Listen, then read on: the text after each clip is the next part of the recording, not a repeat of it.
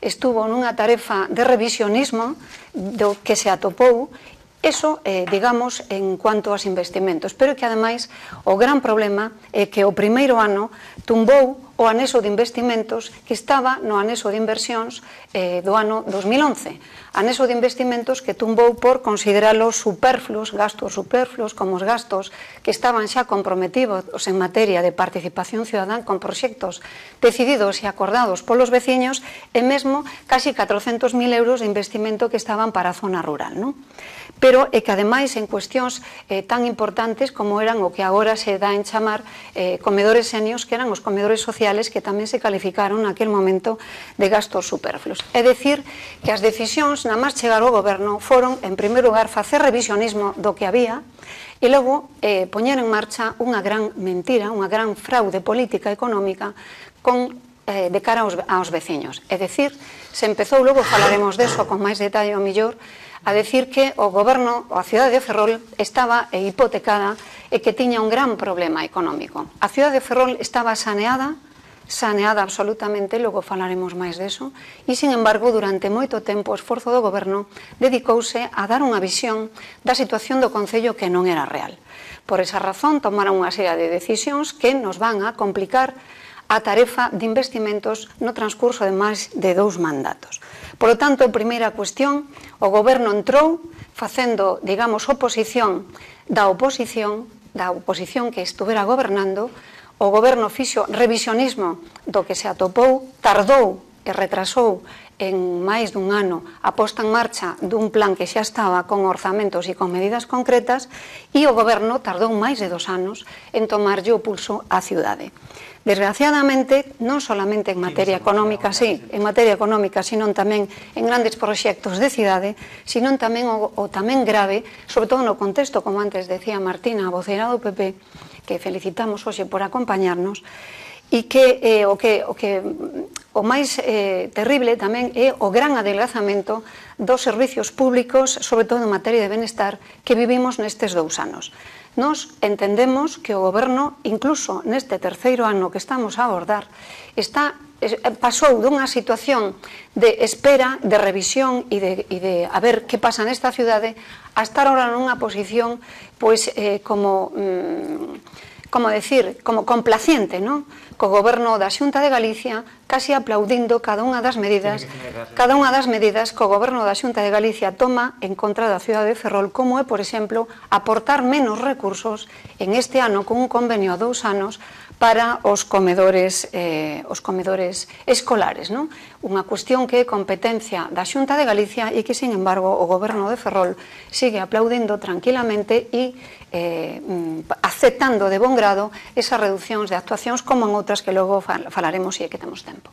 Sí, tendremos tiempo seguramente. Gracias, señora González. Y vamos a ver en qué coincide y en qué no coincide el portavoz de Izquierda Unida con lo que se acaba de exponer, ¿no, señor Galán? Bueno, pois a verdade é que pouco poido coincidir coa voceira do Partido Popular. Dende o punto de vista de Izquierda Unida, nos entendemos que son 2 anos perdidos para esta cidade, co que ten que ver con temas de moita importancia, polo menos para nós, e que ten que ver coa falla de información, co que ten que ver coa relación cos grupos municipais. E se ben é certo que no mandato anterior, cando gobernaba o Partido Socialista xa en solitario, eu recordo moitas veces o señor alcalde, sendo voceiro do Partido Popular, sentouse en máis dunha ocasión con quen está falando, facendo de voceiro do grupo de Izquierda Unida, co voceiro do Bloque e co voceiro de IF, para denunciar as formas do señor alcalde, anterior señor alcalde, señor Vicente Irisarre. Hoxe, con un goberno de maioría absoluta, este alcalde está a facer non o mesmo, está a facer peor. Polo que decía, unha falla total de información, non nos enteramos de moitas cuestións polos medios de comunicación antes de que vayan as comisións. 2 anos perdido pola falla de diálogo cos propios grupos municipais, non hai intentos de consenso cos grupos municipais. É posible que houbera grandes distancias entre o PP e Izquierda Unida no que ten que ver en política xeral, pero que ten que ver en política local, seguramente en moitas cuestións poderíamos chegar incluso a acordo. Non se aceptan as emendas que se podan facer a moitos documentos que se están a realizar, e creemos que hai unha falla de democracia. Unha falla de democracia polo que decía, non? Porque non se consulta cos grupos municipais, se sustenta todo nesa maioría absoluta que efectivamente o Partido Popular viña reclamando dende fai tempo para esta cidade, que esta cidade necesitaba un goberno de maioría absoluta para quitar esta cidade do impasse en que estaba. Pero vamos máis alá. En estes 2 anos, ningún dos obxectivos, ou moi poucos dos obxectivos que se marcou e están redactados nas memorias dos orzamentos, en un marxen pequeno se cumpriron os obxectivos. A gran maioría non se cumpriron ningún. Nesa memoria do alcalde, xa digo, nun porcentaxe moi pequeno, solo se cumpriron algúns dos obxectivos que en algún caso xa decía a voceira do Partido Socialista algúns deles. E por último, nós creemos que este goberno en principio apostou por seguir coa dinámica de gobernos anteriores do PSOE Esquerda Unida, PSOE en solitario, co que ten que ver cos orzamentos participativos. Nós creemos que é necesario darlle un pulo a que a cidadanía poida expresarse libremente, e que é mellor que a cidadanía para saber cales son as prioridades en cada un dos barrios, e nos entendemos que calquer goberno de calquer color, e en este caso do Partido Popular, creemos que debía de darlle un pulo aos orzamentos participativos, e para ello sería necesario acabar de executar os orzamentos participativos do ano 2009 e 2010, e que no 2014 puidera haber orzamentos participativos. E xa para rematar, algo tamén que ten que ver coa participación, hai un regulamento que podo decir que é dos mellores do Estado español, un regulamento de participación ciudadano que está sin desenvolver, e nosotros entendemos, xa digo, sin ter color, que este goberno debería de darlle tamén un pulo a ese regulamento de participación ciudadana, dándolle a voz á cidadanía. Pues muchas gracias, señor Galán. Bueno, ya tenemos planteado la primera visión general de lo que han sido estos dos años. Se han tocado temas importantes como, por ejemplo, la evolución económica, digamos que es un asunto capital. Desde el gobierno local, señora Aneiros, esta evolución económica, ¿cómo se ha visto en estos 2 años? ¿No? Porque ha sido uno de los temas también importantes. Sí, bueno, yo antes de entrar en el tema económico, sí mencionar solo a efectos significativos, pues porque se nos acusa de falta de diálogo y demás con la oposición. Yo también quisiera poner de relieve la gran cantidad de juntas de portavoces que se están celebrando en los últimos tiempos frente a lo que ocurría en el anterior mandato. Y decía el señor Galán que Izquierda Unida, que bueno, sentía que no se aceptaban las alegaciones que presentaban a muchas de las propuestas y demás. Yo también quisiera decir que en más de una ocasión, en alguna sesión plenaria, la propia Izquierda Unida reconoció que no presentaba alegaciones porque entendía que el Gobierno no se las iba a valorar, con lo cual creo que el primer paso es presentar esas alegaciones y posteriormente el Gobierno las valorará. Y a estos efectos también quisiera destacar que en este presupuesto, en el último que hemos aprobado, el 2013, este Gobierno ha aceptado algunas de las enmiendas planteadas por el Partido Socialista, simplemente a título de ejemplo.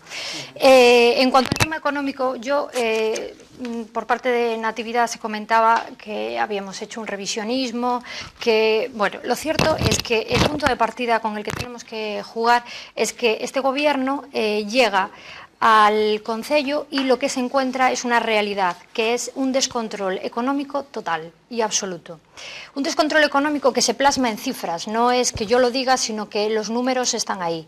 Y es que la realidad es que nos encontramos con 12 millones de euros de facturas pendientes de pagar y sin contabilizar. 12 millones de euros, que hoy hablamos de euros y a veces pues, no pensamos en las cantidades, estamos hablando de casi 2.000 millones de pesetas, insisto, de facturas pendientes de abonar y sin contabilizar.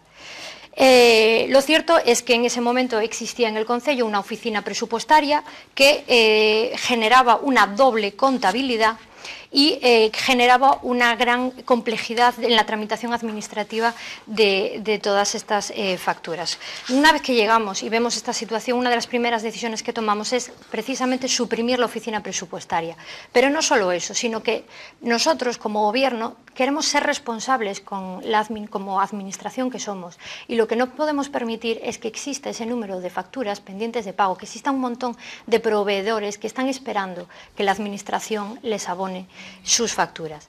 Con lo cual, esto nos lleva, en primer lugar, a adoptar unas medidas de austeridad que pasan por, evidentemente, estas medidas de austeridad ya estaban previstas, pero ayudaron también a superar la situación con reducción de dedicaciones, reducción de número de asesores, reducción de gasto superfluo en publicidad, en propaganda, en gastos de representación y protocolarias, redujimos las áreas de gobierno, redujimos los alquileres que tenía y que estaba abonando el Concello, y lo cierto es que no solamente eso, sino que tuvimos que aprobar dos planes de ajuste con objetivos claros, que es precisamente, o fue, el pago de todas estas facturas, el abono a los proveedores que estaban esperando el abono de facturas desde hacía años. Y no solo eso, sino también garantizar la política social. Fuimos conscientes desde un primer momento que la situación de crisis que estaba viviendo Ferrol generaba que hubiera personas que estaban pasando momentos difíciles, y quisimos blindar en todo momento esta política social. Y para ello adoptamos esos dos planes de ajuste. El segundo plan de ajuste, que supuso adoptar medidas como la supresión de los organismos autónomos que existían en el Concello y que de alguna manera duplicaban los gastos. Redujimos las horas extraordinarias del personal del Concello. De hecho, en el año 2010, en el año 2011, se llegaron a generar horas extraordinarias en un solo año